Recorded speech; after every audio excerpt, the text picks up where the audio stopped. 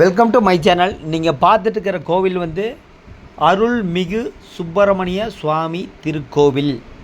அதாவது இது மருதமலை முருகன் திருக்கோவில். இது வந்து குடமுழுக்கு செய்தபோது எடுத்தப்பட்ட வீடியோ. அப்புறம் பார்த்திங்கன்னா இந்த மாதிரி வீடியோ பார்க்குறதுக்கு இன்றைக்கி ஒரு கூட்டம் ரொம்ப கம்மி. அது எதனால் அப்படின்னா, ஆல்ரெடி நான் சொல்லியிருப்பேன். இன்றைக்கி உங்கள் வீட்டில் என்ன கறி, என்ன சண்டை, எது போதையை போட்டு வீடியோ போட்டிங்கன்னா அதை பார்க்குறக்கு ஒரு கூட்டம் தான் அதிகம். ஓகே, இது பார்த்தீங்கன்னா நீங்கள் மருதமலை சுப்பிரமணிய சுவாமி கோயிலுங்கிறது மிக சக்தி வாய்ந்த கோயில். அதாவது நீங்கள் ஒரு அறுவடை வீட்டுக்கு போகிறீங்கன்னா கண்டிப்பாக இந்த மருதமலை போயிட்டு போவாங்க. ஏன்னா மருதமலைக்கு ஒரு சிறப்பு பலன் உண்டு, நல்ல பலன் உண்டு. சாதாரண ஒரு சின்ன கோயில் தான். அதை வந்து மிகப்பெரிய புகழின் உச்சிக்கு கொண்டு போனவர் வந்து தேவர். அதாவது அவர் இவை நிறைய படம் எடுத்திருப்பார். உங்களுக்கு ஆல்ரெடி மருதமலை பற்றி நிறைய படம் எடுத்திருப்பார். தேவர் ஃபிலிம்ஸு கேள்விப்பட்டிருப்பீங்க. அந்த தேவர் தான் இந்த மருதமலை ரொம்ப கஷ்டப்பட்டார். அது நிறைய பேர்த்துக்கு தெரியாது. நிறைய பேர்த்துக்கு தெரியும்னா போய் ஆன்மீக பயணத்தில் போய் மருதமலை பற்றி போய் பாருங்கள். அவர் எந்த படத்துக்கும் பூஜை போட்டாலுமே மருதமலையில் தான் வந்து பூஜை போடுவார். அவ்வளோ ரொம்ப கஷ்டப்பட்டார். மருதமலை கோயில்கள் சாதாரண கோயில், ரொம்ப சக்தி வாய்ந்த கோயில். இங்கே வந்து தைப்பூசம் வெகு சிறப்பாக கொண்டாடப்படும். கிருத்திகை நாள்லேயும் அதே மாதிரி தான் ரொம்ப சிறப்பாக கொண்டாடப்படுவாங்க. அதாவது முருகன் கோயிலில் கோவை மாவட்டத்தில் மிகப்பெரிய சக்தி வாய்ந்த கோயில் மருதமலை கோவில். இந்த கோயில் குடமுழுக்கு நடந்து முடிஞ்சிருச்சு. ஒரு 2 மாதம் இருக்குது. பார்த்திங்கன்னா இடுமன் சன்னதி, குதிரைபாத சன்னதி, நிறைய கோவில் இருக்குது. போகிற வழியில் எல்லாமே புதுப்பிச்சிருக்கிறாங்க.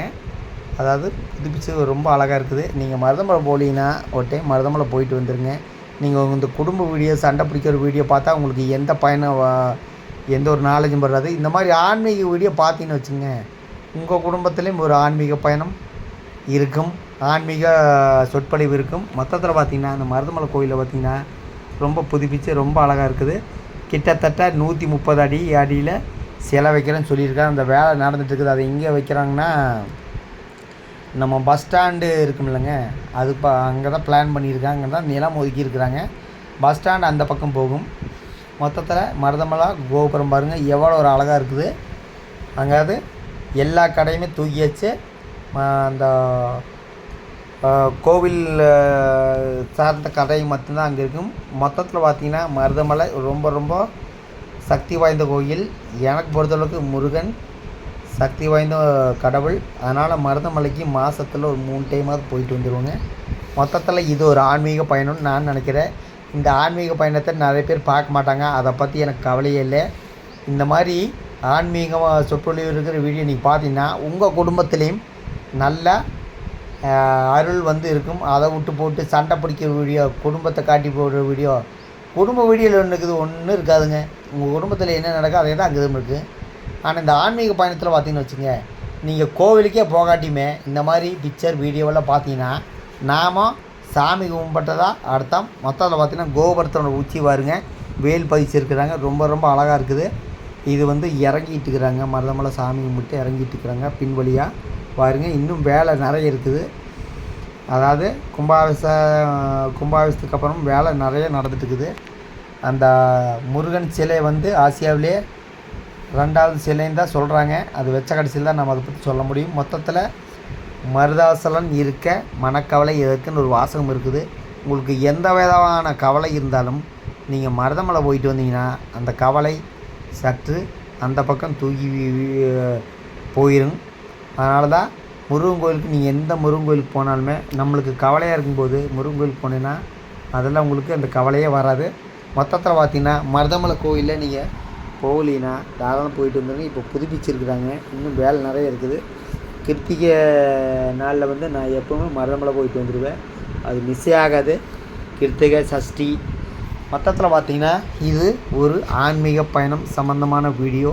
இது பிடித்திருந்தால் பார்க்கவும், பிடிக்கலின்னா நீங்கள் தயவுசெய்து இந்த வீடியோ பக்கமே வராதிங்க. பிடிக்காதவங்களுக்கு நான் வந்து வீடியோ போட மாட்டேன். அதே மாதிரி வலுக்கட்டாயமாக யாருமே என்னோடய வீடியோ பார்க்க வேண்டாம். நான் யூடியூப்பை வச்சு சம்பாதிக்கவில்லை. சில பேர்த்து மாதிரி யூடியூப்பே கதின்னு இருக்க மாட்டேன். மொத்தத்தில் பார்த்திங்கன்னா இந்த ராஜகோபுரத்தில் பார்த்துங்க இங்கே தான் கும்பாபிஷேகம் இருக்குது பாருங்கள். அந்த இன்னும் சிவாச்சாரியர்கள் வந்து மேலே வந்து தீர்த்தம் தெளிச்சிருப்பாங்க.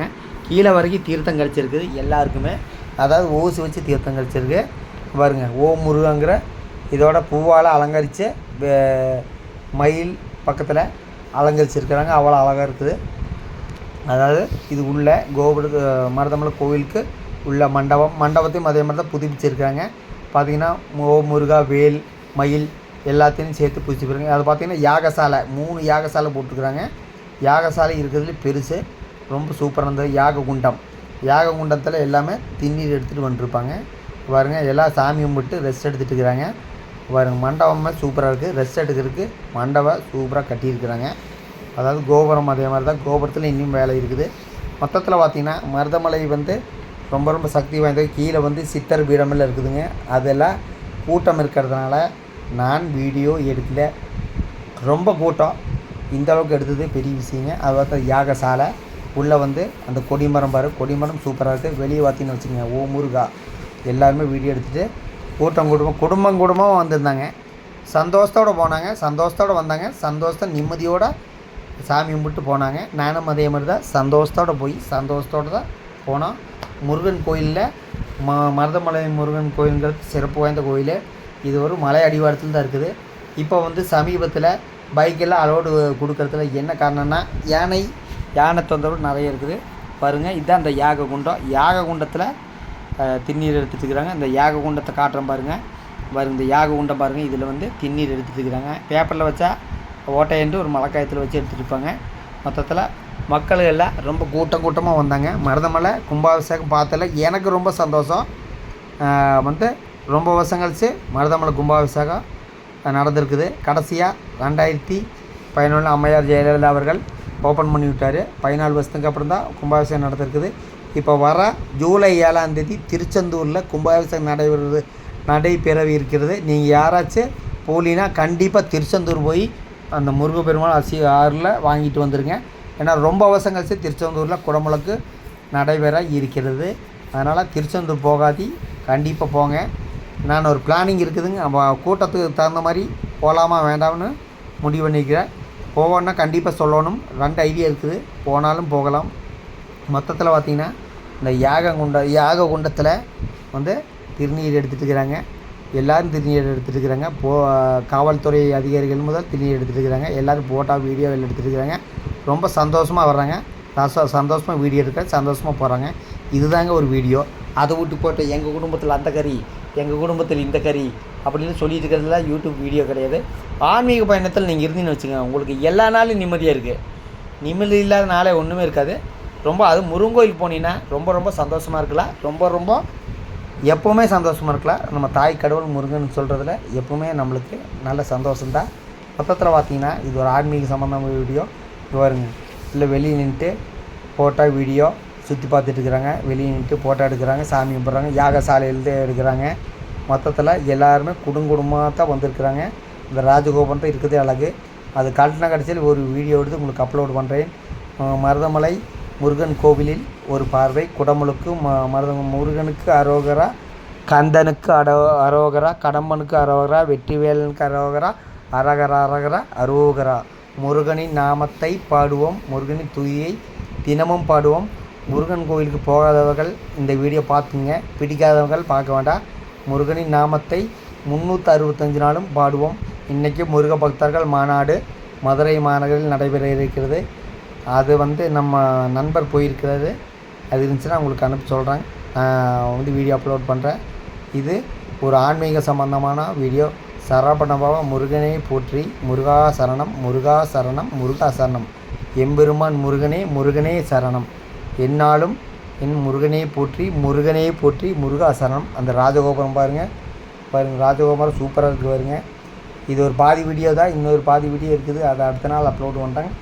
ஓகே. முருகனின் நாமத்தை பாடி எல்லா குடும்பங்களும் எல்லாருமே சந்தோஷமாக இருக்க அந்த முருகனை வேண்டுகிறேன். நன்றி, வணக்கம்.